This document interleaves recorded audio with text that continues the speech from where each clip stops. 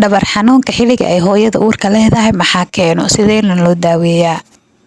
Qodobka koowaad, miisaanka uurjiifka iyo minka oo marba marka ka dambeeya sii weynaanayo oo sii korayo ayaa keenaysa. miisaankaas kordhayo ee midka uurjiifka iyo minka oo weynaanayo wuxuu keenayaa inuu cadaadis saaro simaha iyo dhabarka. qodobka labaad, minka oo fidayo ayadana waa uu keenaa maadaama uu minka fidayo marba marka ka dambeyso ayadana way saameynaysaa dhabarka oo cadaadis ayaa korayo. haddii infection uu jiro ama hooyada ay infection qabto ayadana dhabar xanuun zaid ayay dareemaysaa oo weliba aad u daran.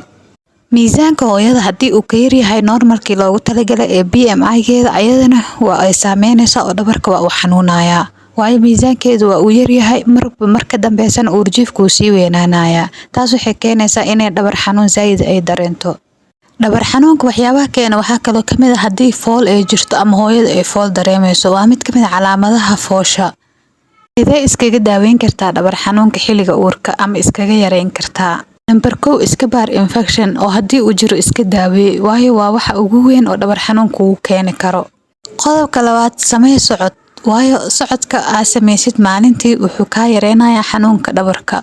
socod samee ugu yaraan 15 daqiiqo maalintii. sidoo kale isticmaal dhar iyo kabo waasac ka ah. waxaa jira kabo soft ah iyo dhar waasac ah oo loogu talagalay hooyooyinka uurka leh.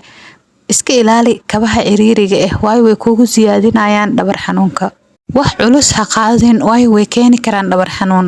sidoo kale fadhiga badan iska ilaali ama jiifka badan waayo mar walba oo hal dhinac u jiifid ama jiifkaaga uu badan yahay ama fadhigaaga badan yahay ayadana way kugu keenaysaa dhabar xanuun. haddaba adigoo ku jira hadaa dhabar xanuun zaid dareentay dhakhtar booqo waayo waxaa dhici karta fooshii oo soo hormartay inay tahay. dhabar xanuunka uurka waa xaalad oo hooyo walba oo uur la ay dareento inta ay uurka leedahay. markii aad dhasho si automatic ayuu u joogsanayaa. waxaa dhici karta inuu isbuucyo sii socdo laakiin waa uu ka joogsanayaa. haddii qodobada aan kuu soo sheegay aad sameysid winin dhabar xanuunkaaga uu mid joogto ah yahay dhakhtar booqo. haddii dhabar xanuunkaaga uu la socdo xanuun qaybta hoose ee caloosha ayadana dhakhtarka la xiriir.